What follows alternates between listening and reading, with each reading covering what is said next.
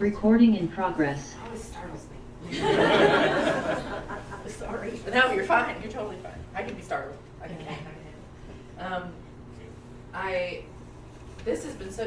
Thank you for the singing and the greeting of each other. That's a little bit different. I think I've gotten up here and got snarky about the singing before, so I don't know. Sorry about that. But that was wonderful. And I was thinking, with all of the laughter this morning and the joy that's been palpable in the room, that I'm real sorry that I'm getting up here to talk to you about the darkness now. But this is. Usually Charity's kind of like knocking down my door for the title of my talk, like after the newsletter's going out and things like that, because I'm moving at such a clip that I'm like, that already? Like, this is something I knew I was going to talk about weeks and weeks ago. And it's like it was a seed of an idea that was coming from some sort of a deep knowing that I needed to talk about this, but I didn't actually know what that meant yet, which is funny because there's some of that in what I'm about to share with you. So what this is, as everything I wrote, I'll be sharing like my walk alongside some other voices that help guide me to this understanding. And also I'm going to make a lot of references to the divine and the holy and the sacred. And I invite you to think about what that means for you, whether that's God or presence or humanity or the universe or love. I believe we can all walk that together. So I'll start with a little story from my own life. About 6 years ago, I was traveling for work. And this was in a season where I traveled for work a lot. And I was in yet another hotel room. And on this particular night, I found myself wide awake in the middle of the night. The hotel room was perfectly nondescript, like beige walls and like these thick, kind of a dark orange curtain. The in-room air conditioner had that hum that feels entirely too loud when it first kicks in, but then quickly like fades into this perfect white noise for me that usually really helps me get to sleep. So in getting ready for bed that night, like I'd done everything that I normally do in my regular routine. I took a long shower, I laid out my clothes for the next morning, I called home to check in with my spouse, and I think I only had one kid then, and Ellis was probably like one. So I wasn't really talking to anybody but Ashley. But I did all the things you normally do. I got under the covers, I read a book, and then I shut off the light to go to sleep. Except I didn't go to sleep. I laid there wide awake, like mind turning, initially over a meeting that I was dreading the next day. But that one worry turned into other anxieties, and everything started to creep in. These were anxious thoughts that were ordinary enough, but as they continued to march through my brain, they made out not so much a list as they started turning into this river. And a river that started eventually turning into this churning ocean that included, I swear, every negative thought about myself that I could imagine. I remember going through the litany of every choice I'd ever made but had doubted, every regret that haunted the rooms of my mind, every negative belief about myself, and all of this turned into this tidal wave that covered me in darkness. I didn't know where all this was coming from, and I realized quickly that I didn't know how to get out of it. That night, I tried all of my regular practices. I prayed desperately. I tried to meditate. I pulled out a notebook and tried to journal for a while to clear my head, and when that didn't work, I emailed my best friend in the middle of the night just to attempt a sense of connection. But nothing worked. There's a kind of darkness that's more than the absence of light. It's the sensation that your intuition has lost its North Star. And that's what this night felt like. Not just the dark of a strange room and a strange city, but a deep interior dark where I could not find my bearings. And the longer I lay there, the more it felt like falling into a canyon inside of myself with no bottom. I sent an email to my mentor the next morning. I've been going through my archives. And I described this night as, quote, an absolutely surprising experience. Like, I was really confused. I did not understand where this had come from. Because after first attempting sleep at 10 p.m., I was awake until 6:30 in the morning.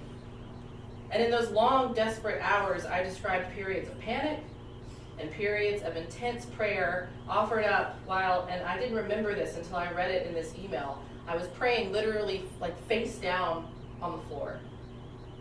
I described a lot of fear and long stretches of despair. It was awful. In my mentor's return note to me that day, that she said that she too had spent a lot of time on the floor, hours over the years, letting gravity hold her, and that it had comforted her when she felt the most despair. She said that many people tend to have their dark nights of the soul or most difficult conversations with God/goddess, that's quoting from her email, at 3 to 4 a.m.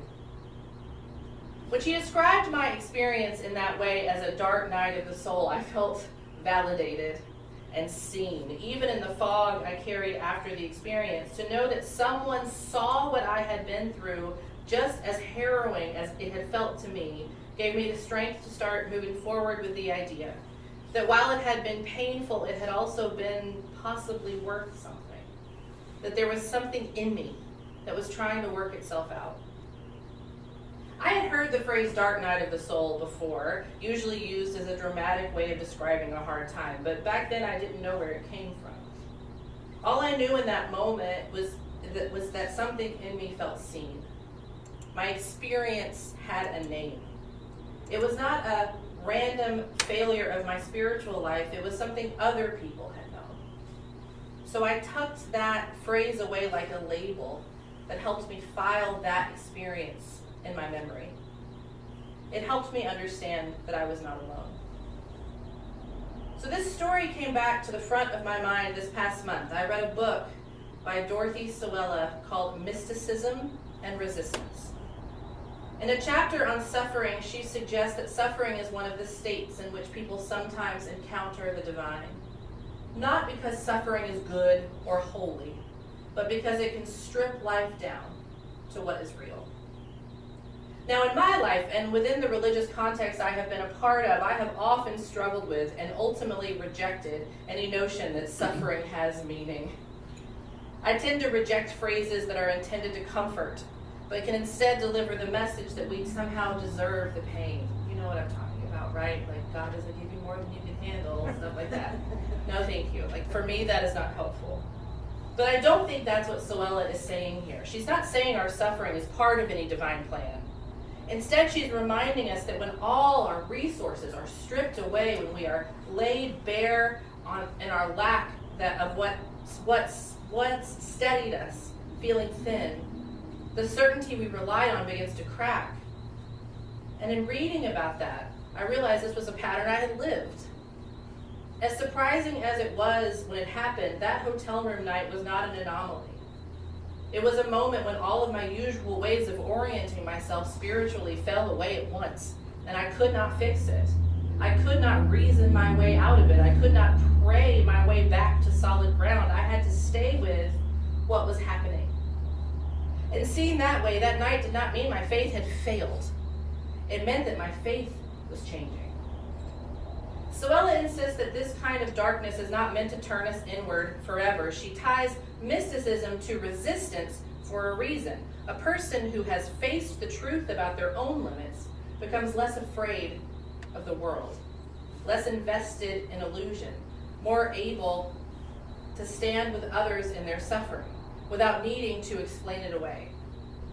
And this was a reframing for me. That night in the hotel room stopped feeling like a strange personal collapse. It became part of a much older human story, a story about what happens when the structures that once held us are no longer enough. A story about how faith deepens not by accumulating certainty, but by surviving its loss. I would not volunteer to repeat that night, but I can see now that it was not a dead end. It was a threshold. Because not long after that moment in my life, I found myself in the office of that same mentor. What would I do without her? During a different kind of unraveling. This one had lasted weeks, not hours. I was panicky, anxious, and carrying a constant sense that something was wrong. I felt restless and unsettled in my own body. And what made it worse was that nothing obvious had happened. There was no clear crisis, not a singular loss, no event I could point to and say, that explains it. This is what I'm dealing with. I kept telling myself that something needed fixing, but I had no idea what, and the longer I couldn't name the problem, the more ashamed I became. I started to believe that if I were more self-aware, more spiritually mature, more disciplined, I would know what was happening inside me. The not knowing felt like failure. My mentor listened carefully. She did not rush to reassure me. She did not offer advice. And then she asked me a question that stopped me cold.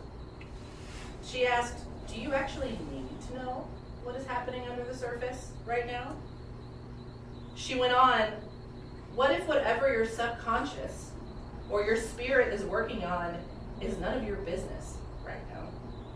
What if the work is happening whether you understand it or not? What if you trusted that whatever is shifting or healing or rearranging itself inside of you will reveal itself when the time is right?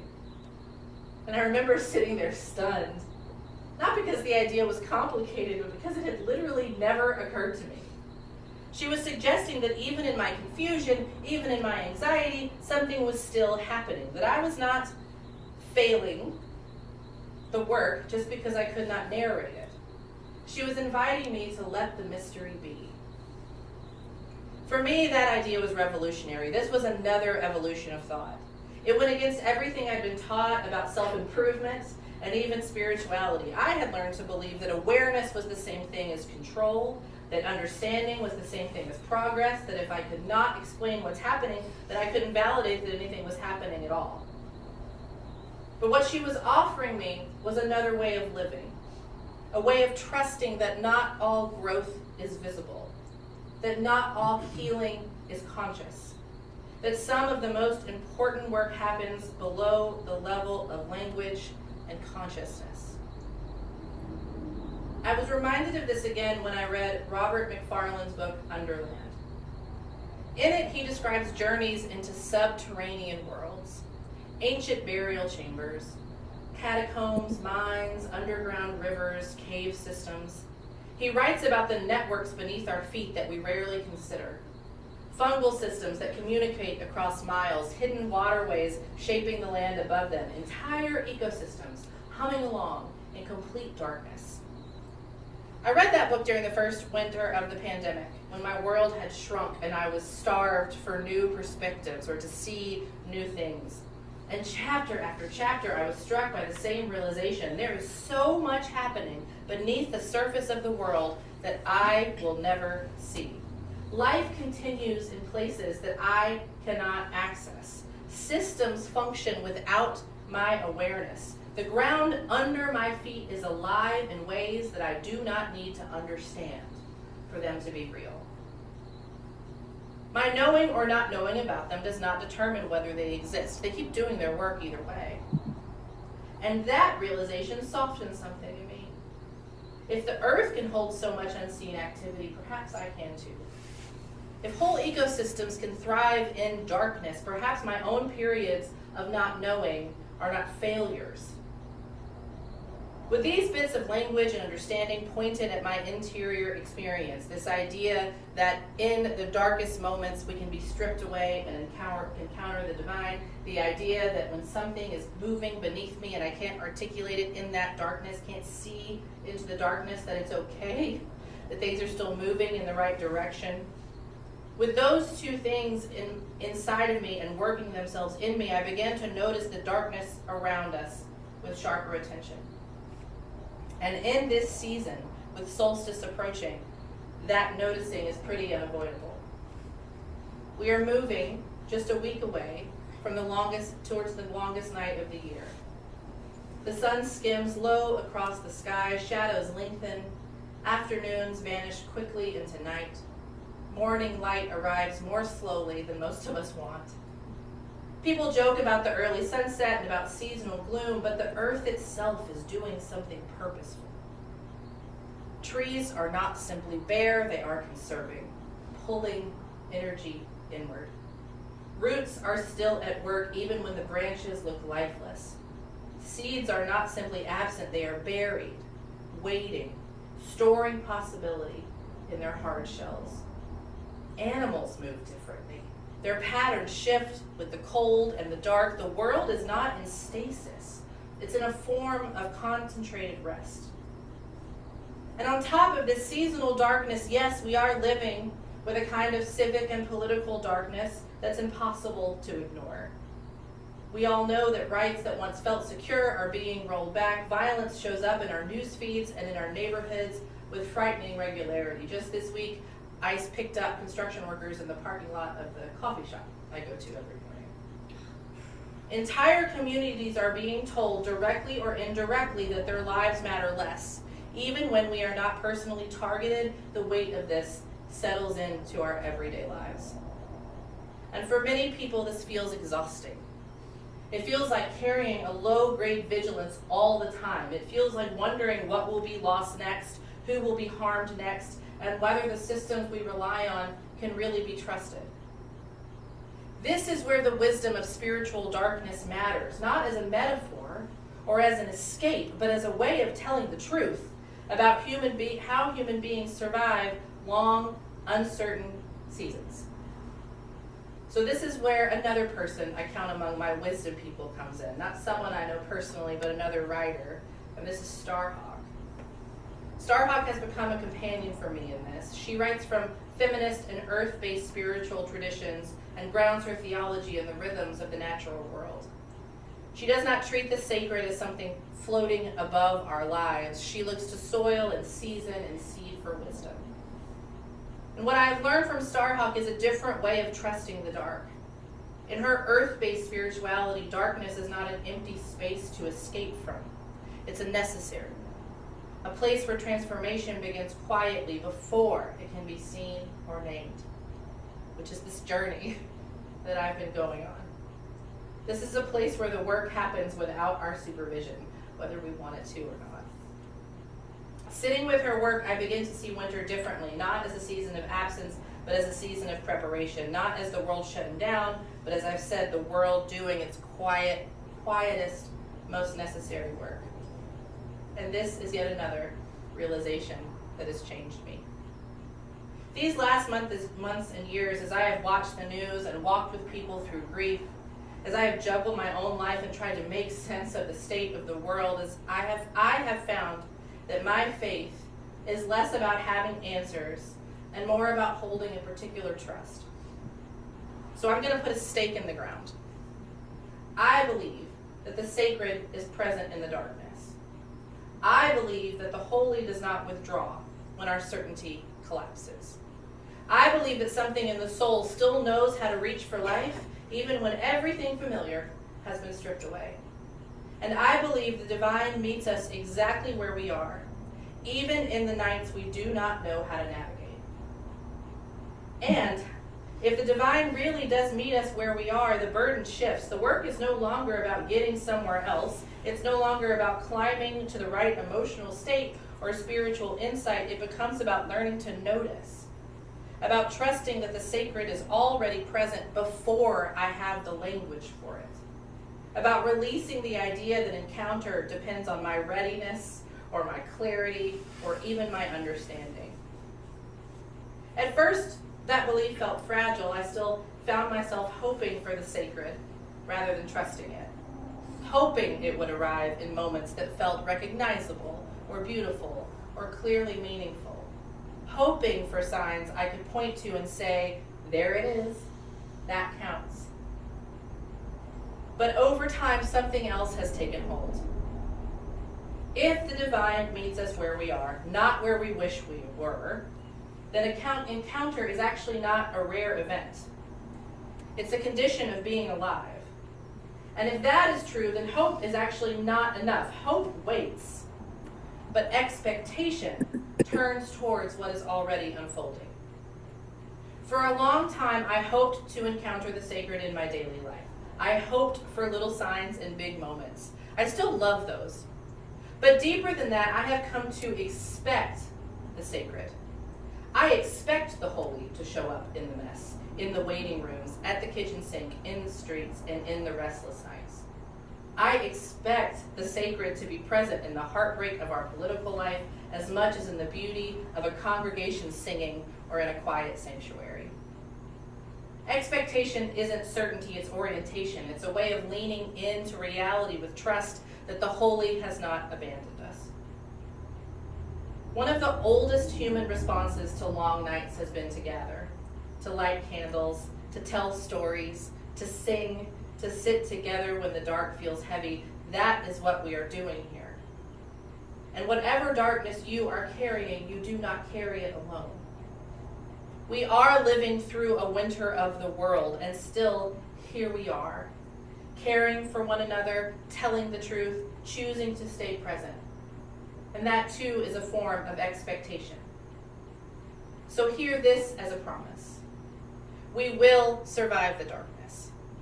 Not because it is easy, not because we are unafraid, but because the darkness is not empty, and because we will walk it together. The sacred is already working in the dark. Your soul is already leaning toward light.